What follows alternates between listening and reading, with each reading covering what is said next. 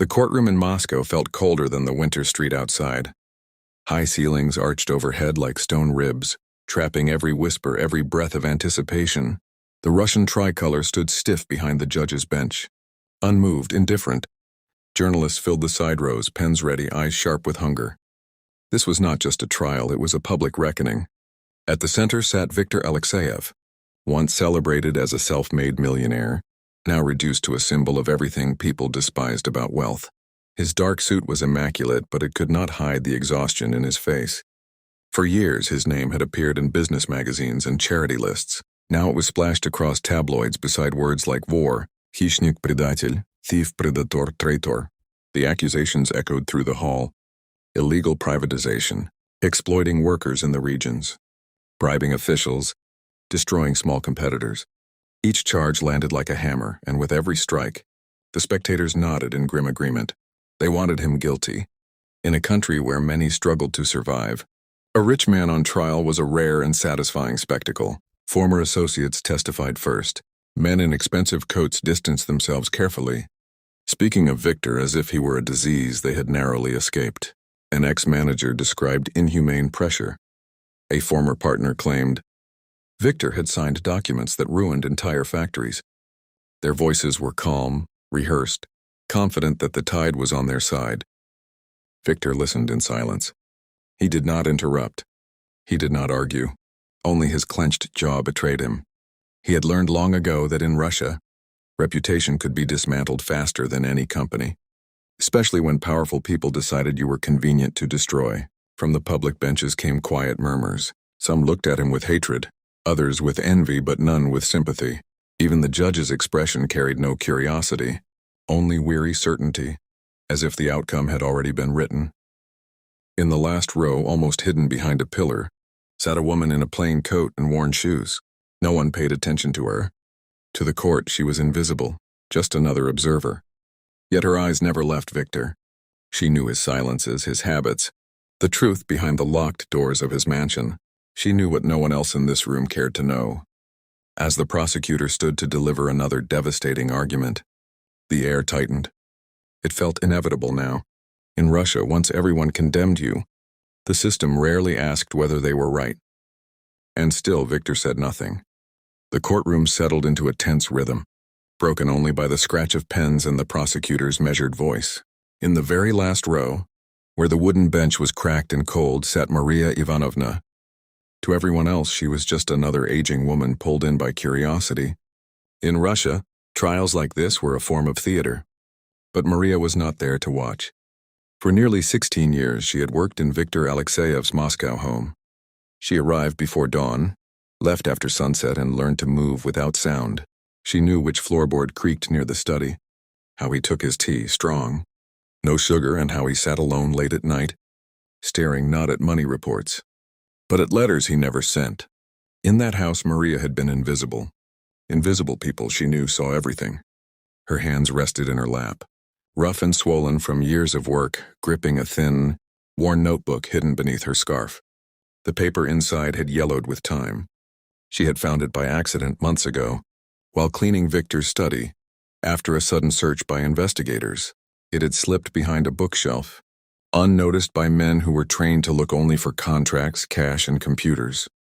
As the prosecutor spoke of greed and cruelty, Maria felt her chest tighten. Every word cut against what she had witnessed. She remembered nights when Victor returned home exhausted, not drunk with power, but silent with worry. She remembered phone calls where he refused demands, his voice low and firm. Нет, я на это не пойду. No, I won't do that. She had wanted to speak earlier, many times. But fear in Russia was not abstract. It had a face, a name, and consequences. When men in dark coats came to her apartment, when they suggested it would be better if she stayed quiet, she understood the rules. She was a maid. He was a millionaire, and the truth had no protection. Now, as another witness finished destroying Victor's reputation, Maria felt something inside her shift. Perhaps it was age. Perhaps it was exhaustion. Or perhaps it was the quiet understanding that if she stayed silent now, she would carry it to her grave. She looked around the courtroom. No one was watching her. The judge shuffled papers. The prosecutor smiled slightly, confident. Victor stared straight ahead, alone against the entire room. Maria inhaled slowly.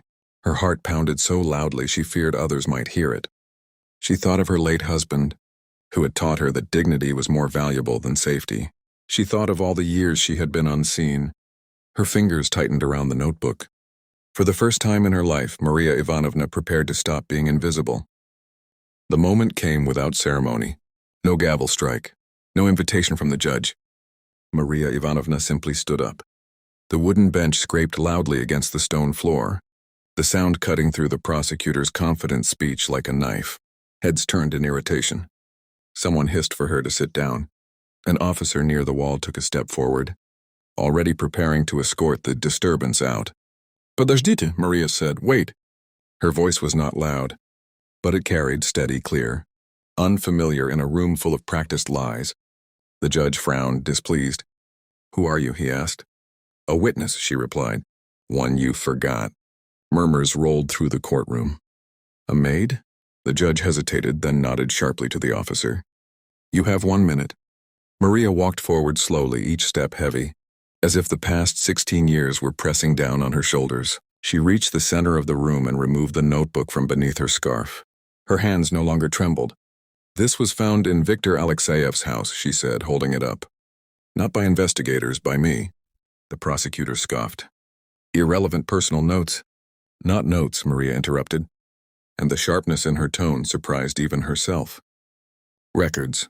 She opened the notebook and began to read dates, locations, amounts, not money taken, but money given away quietly. Payments to close unsafe factories. Compensation sent anonymously to workers after fires and accidents that never reached the news. Written refusals to sign documents that would have transferred land to shell companies. The same documents now, presented as evidence against him. The room shifted. Journalists stopped writing and started listening. Then Maria did what no one expected. She closed the notebook and lifted her chin. "One document was forged," she said. "The one that claims Viktor Alexeyev approved the illegal transfer in Perm." The prosecutor's smile vanished. "I forged it," Maria continued. Gasps erupted. "Not for money, for fear. I was told my son's medical records could disappear. That accidents happened to old women who talk too much." An officer moved forward again, but the judge raised his hand, slowly now.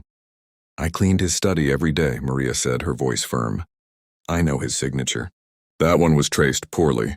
She turned finally toward Victor. For the first time, he looked at her. Truly looked.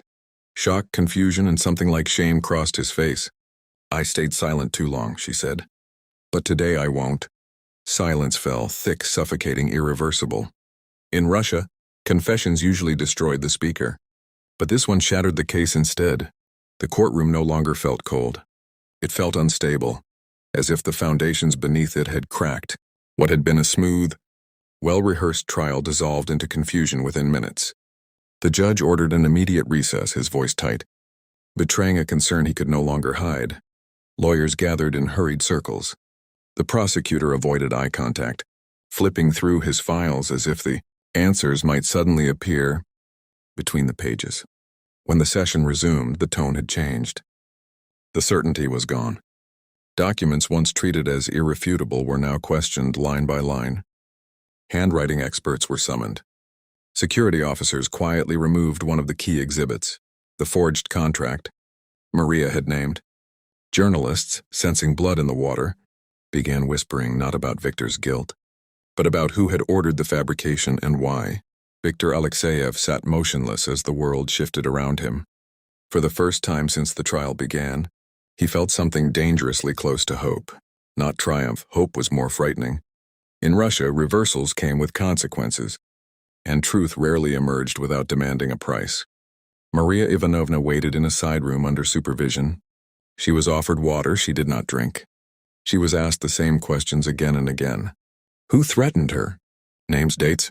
She answered what she could and remained silent where speaking would only invite more lies. She understood the limits of courage in her country, and she respected them. By evening, the judge returned with a preliminary ruling. The charges were not dismissed, but the case was suspended. An internal investigation was announced. It was a careful decision, wrapped in legal language. but everyone in the room understood its meaning. The verdict that had seemed inevitable was no longer possible. Outside the courthouse, Moscow buzzed with sudden uncertainty. Cameras flashed. Headlines rewrote themselves in real time. The millionaire was no longer a villain. It was the system itself that now stood uncomfortably exposed. Maria exited through a side door as she always had in life.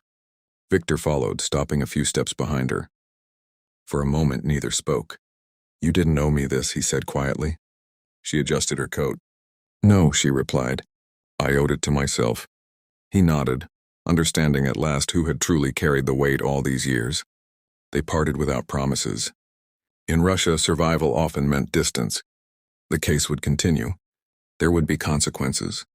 Truth had spoken, but it would not be welcomed.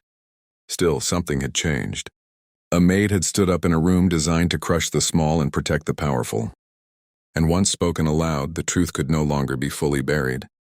In Russia, that alone was an extraordinary ending.